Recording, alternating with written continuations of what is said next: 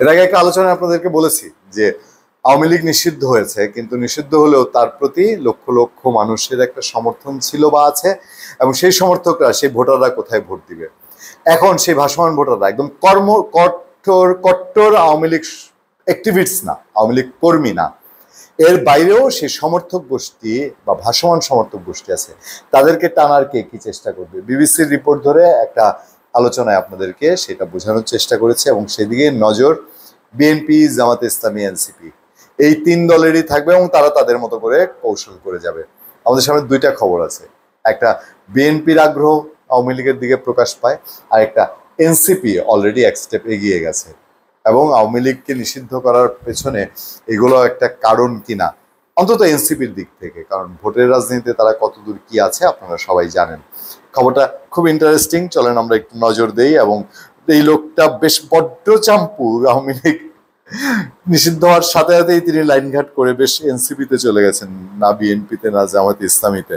যাক, ভদ্রলোক ভবিষ্যতে রাজনীতি আরো ভালো করুক, এই প্রত্যাশায় মাদারীপুর আওয়ামী লীগ অধ্যুষিত এলাকা, সেই জায়গার নেতাকর্মীদের নিয়ে ইউনিয়ন আওয়ামী লীগ নেতার এনসিপিতে যোগদান। কি হয়েছে? মাদারীপুরের রাজৈরে এক আওয়ামী লীগের নেতা ও সাবেক এক কাউন্সিলর সহ মৎস্য ব্যবসায়ী সমিতির 2 শতাধিক সদস্য আনুষ্ঠানিকভাবে জাতীয় নাগরিক পার্টিতে যোগদান করেছেন, এনসিপিতে। 17 মে দুপুরে মাদারীপুরের রাজৈর উপজেলার টেকেরহাট বন্দরে এক অনুষ্ঠানের মাধ্যমে তারা এনসিপিতে যোগদান করেন। খুব ভালো, এনসিপির কেন্দ্রীয় হাইকমান্ডেরও নিশ্চয়ই সিগন্যাল আছে, এবং তারাই বিসমিল্লাহ করলেন আওয়ামী লীগ তার দলে নিয়ে। এর আগে দেখবেন যে আওয়ামী লীগ নিষিদ্ধ হওয়ার পর একটা কন্টেন্টে বলেছিলাম যে এরা, এই যে আওয়ামী লীগের লোকজন যারা রয়ে গেছে, এদের তো আর ভোটার বাতিল করা হয়নি, তো এরা যখন আওয়ামী লীগ এতদিন বলছেন দোষ, জেলে ভরছেন, তো যদি এনসিপিতে যোগ দেয় বা অন্য কোনো জামাত বিএনপিতে যোগ দেয়, তখন তারা হালাল হয়ে যাবে, এরকম। আচ্ছা, যাই হোক, অনেকটাই সেটা খেটে যাচ্ছে। রাজৈর উপজেলা এনসিপি নেতাদের হাতে ফুলের তোড়া দিয়ে যোগদান করেন রাজৈর উপজেলা খালিয়া ইউনিয়ন আওয়ামী লীগের সাধারণ সম্পাদক। ইউনিয়নের আওয়ামী লীগের সাধারণ সম্পাদক, নিশ্চয়ই আওয়ামী লীগের সময় তিনি ভালো অবস্থায় থাকার কথা না। ও টেকেরহাটে মৎস্য ব্যবসায়ী সমিতির সভাপতি আমিনুল হাওলাদার। আরও যোগ দেন রাজৈর পৌরসভার 2 নম্বর ওয়ার্ডের সাবেক কাউন্সিলর রহিম হাওলাদার। এ সময় তাদের সঙ্গে টেকেরহাট মৎস্য ব্যবসায়ী সমিতির 200 সদস্য যোগদান করেন। বাকি সদস্যদের আমি জানি না, এইসব সদস্য তারা আজকে গিয়ে এনসিপিতে যোগ দিয়েছে, পরশু আবার বিএনপির কোনো সমাবেশ হয়ে তাদেরও সেখানে দেখা যায় কিনা, এটি তো বাংলাদেশের ট্রেডিশন। যোগদান অনুষ্ঠানে উপস্থিত ছিলেন উপজেলা এনসিপির প্রতিনিধি মহাসির ফকির সহ আরো কয়েকজন। এনসিপি সদ্য যোগদান করা খালিয়া ইউনিয়ন আওয়ামী লীগের সাধারণ সম্পাদক টেকেরহাট মৎস্য সমিতির ওই সভাপতি আমিনুল হাওলাদার বলেন, আমি 5 আগস্টের আগে আওয়ামী লীগ ত্যাগ করেছি। খুব কাজের কাজ, যোগ বুঝে কূপ মেরেছিলেন। ফেসিস্ট সরকারের পতনের লক্ষ্যে আমার ঢাকা ইউনিভার্সিটিতে পড়ুয়া 2 ছেলে আন্দোলন করেছে, সে আমাদের ঘরে ঘরেও করেছে, আমি তাতে সমর্থন করেছি। এনসিপি দল গঠনের পর থেকে দেখেছি সন্ত্রাসী, চাঁদাবাদ সহ বিভিন্ন দুর্নীতির অপকর্মের বিরুদ্ধে তারা কাজ করছে, অভিযুক্ত আছে তাদের, ভুলে গেছেন বেচারা হাওলাদার সাহেব। তাদের এই আদর্শে অনুপ্রাণিত হয়ে আজকে এনসিপি যোগ দিয়েছে। আচ্ছা, মাশাআল্লাহ, ভালো হয়েছে। আওয়ামী লীগ থেকে তিনি এখন এনসিপিতে এসছেন।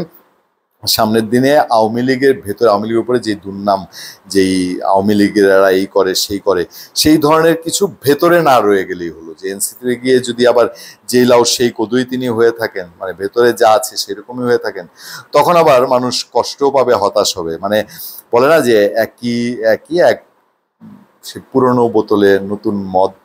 আসুন এবার শক্তিশালী দল বিএনপির দিকে নজর দিই।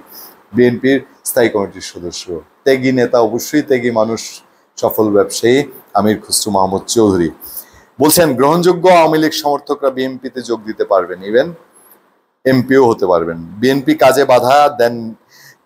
কাজে বাধা দেননি সামাজিকভাবে গ্রহণযোগ্য এমন আওয়ামী লীগ সমর্থকরা দলে যোগ দিতে পারবেন বলে জানিয়েছেন দলটির স্থায়ী কমিটির সদস্য আমির খসরু মাহমুদ চৌধুরী। মানে মোটামুটি বিএনপিরও আওয়ামী লীগের জন্য দরজা খোলা।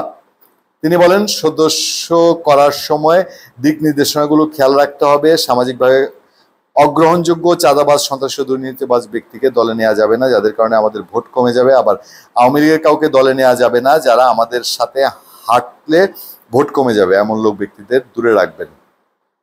হ্যাঁ, তবে এই যে আওয়ামী লীগের এমন যেন না হয় যে শুধু চাঁদাবাজ যারা, তারা আবার দলে দলে বিএনপিতে নেয়, চাঁদার ব্যবসাটা ঠিক রাখার জন্য আর কি। চিটাগাংয়ে তিনি একটা প্রোগ্রামে এই কথা বলেছেন। এবং আমি দেখলাম আরেকটা পত্রিকা হেডলাইন করেছে যে প্রয়োজনে সৎ মানুষজন এমপিও হতে পারবে। হ্যাঁ, যে আওয়ামী লীগের কেউ যদি ভালো মানুষ হয় তারা প্রয়োজনে বিএনপি থেকে এমপিও হতে পারবে। এরকম নিউজও আমরা পত্রপত্রিকায় দেখছি। আমির খসরু মাহমুদ চৌধুরী বলছে এখন অনেক বড় সুযোগ এসেছে মন্তব্য করে আমির খসরু বলেন, আজ আমাদের জন্য অনেক বড় সুযোগ এসেছে।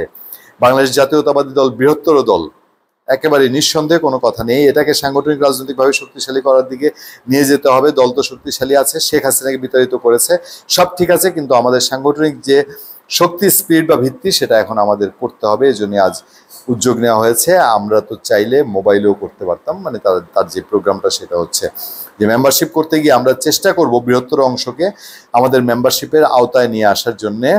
কারণ এটা দল, দেশের বৃহত্তর দল, তাই দেশের বৃহত্তর অংশ যাতে বিএনপির সদস্য হয় এটা সবাইকে মাথায় রাখতে হবে। এবং ইঙ্গিতটাকে এরকম কিনা যে আওয়ামী লীগ যেহেতু রাজনৈতিক দল এখন নাই, তাদের কর্মীরা এখন বেকার, রাজনৈতিকভাবে বেকার, হতাশ, ঘুরবে কোন ছাতার নিচে যাওয়া যায়, কিছু আবার মানে আদর্শ ফাদর্শ নাই। একটা রাজনৈতিক দলের ছায়া থাকলে ব্যবসা বাণিজ্য ভালো থাকে, নিরাপদ থাকে, সেই তাদের জন্য মেম্বারশিপটা একটু দিয়ে দেওয়া যায় কিনা। ধন্যবাদ সবাইকে, ভালো থাকবেন, সুস্থ থাকবেন। সত্য করুণা এবং সহনশীলতার সাথে আপনাদের সাথে আমি আতিক রহমান পূর্ণিয়া।